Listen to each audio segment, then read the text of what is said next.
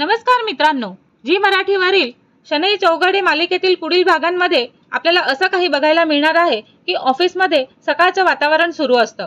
कर्मचारी आपापल्या कामांमध्ये व्यस्त असतात आणि तेवढ्यातच ऑफिसच्या मुख्य दरवाजातून शर्वरी आपल्या आत्मविश्वासाने आत चालत येताना दिसते.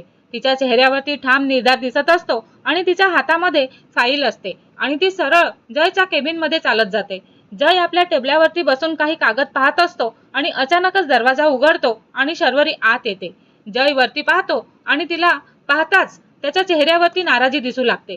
तो थोडा कडक आवाजामध्ये म्हणत असतो का तू पुन्हा इथे कशासाठी आलेली आहेस. तेव्हा शर्वरी शांतपणे त्याच्याकडे पाहत हलकसं हसते आणि म्हणते, मी इथे फक्त कामासाठी नाही आले आणि यावेळी मी माझे स्थान पक्क करायला आलेली आहे.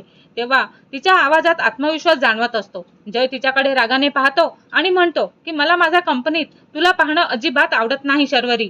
तेव्हा शर्वरी मिश्किलपणे हसतच आणि त्याच्या टेबलासमोर उभी राहत म्हणते, खरं सांगू का जय, तुला माझ्यासोबत आणि माझ्याबद्दल सॉफ्ट कॉर्नर वाटायला लागलेला आहे आणि तुला भीती वाटते की तुझं माझ्यावरती प्रेम होईल.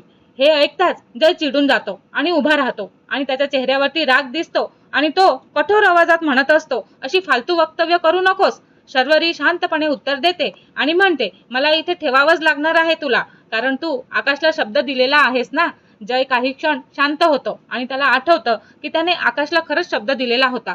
तो मनातल्या मनात चिडतो पण काही बोलू शकत नाही. इकडे आपण दुसरी बाजूला पाहतो, गौतम आपल्या खोलीमध्ये बसून फोन पाहत असतो आणि हातात धरून विचार करत असतो. त्याच्या चेहऱ्यावरती हलकी चिंता दिसत असते आणि तो शेवटी आशावरीला फोन लावतो. फोन वाजत असतो आणि आशावरी घरी हॉलमध्ये बसलेली असते. तेवढ्यातच समायरा घरामध्ये आलेली असते आणि आशावरी फोनकडे पाहते आणि तिच्या चेहऱ्यावरती घाबरल्यासारखा भाव दिसतो.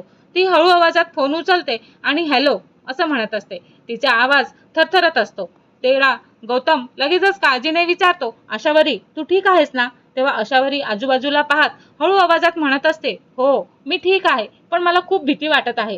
तिच्या चेहऱ्यावरती अपराधीपणाचा भाव आपल्याला दिसत असतो. ती पुढे म्हणते, आपण जे करत आहोत ते चुकीचं तर नाही ना गौतम, आणि आपण आई बाबांना आणि गौतमला फसवत आहोत का, मला असं वाटत आहे. तिच्या आवाजामध्ये चिंता स्पष्ट जाणवत असते. गौतम तिला शांतपणे समजावायचा प्रयत्न करतो आणि तिला शांत करतो आणि तो ठाम आवाजात म्हणत असतो, आशावरी तू घाबरू नकोस, गौतम खूप चांगला माणूस आहे, तो सगळं सांभाळून घेईल. तेवढ्यात समायरा येते आणि ती दुरूनच आशावरीकडे लक्ष देत असते आणि तिच्या चेहऱ्यावरती संशयाचा भाव दिसू लागतो. ती मनामध्ये विचार करते, ही इतक्या हळू आवाजात कोणाशी बोलत असेल. ती हळूहळू आशावरीच्या जवळ जाण्याचा प्रयत्न करते पण आशावरीला तिची चाहूल लागताच ती तिथून लांब पळून जाते आणि पटकन आवाज कमी करते आणि फोन बाजूला ठेवते. तेव्हा समायरा तिच्याकडे संशयाने पाहत विचारत असते की कोणाचा फोन होता आशावरी. तेव्हा आशावरी थोडं घाबरत म्हणते की आणि स्वतःला सावरत असते आणि म्हणते, ऑफिसचा फोन होता. तेव्हा समायरा काही क्षण तिच्याकडे बारकाईने पाहते आणि तिच्या मनामध्ये शंका आणखीनच वाढते. ती मनामध्ये ठरवते की मला या मागचं सत्य शोधावंच लागणार आहे. इकडे आपण दुसरीकडे पाहतो की ऑफिसमध्ये शर्वरी आपलं काम सुरू करते.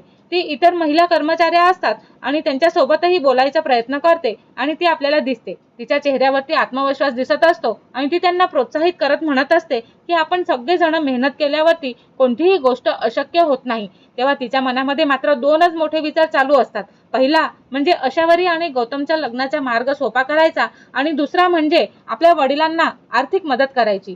ती मनामध्ये तिथेच ठरवून घेते का मी काहीही करून हे दोन्ही काम पूर्ण करणार आहे. तेवढ्यातच जय दुरून तिच्याकडे पाहत असतो आणि त्याच्या चेहऱ्यावरती अजूनही राग दिसत असतो पण त्याच वेळी त्याला त्याच्या मनामध्ये एक वेगळीच भावना तयार होते आणि त्याला शर्वरीचा आत्मविश्वास आणि धाडस त्याला दिसत असतं आणि तो स्वतःशीच पुटपुटतो की ही मुलगी खूप हट्टी आहे.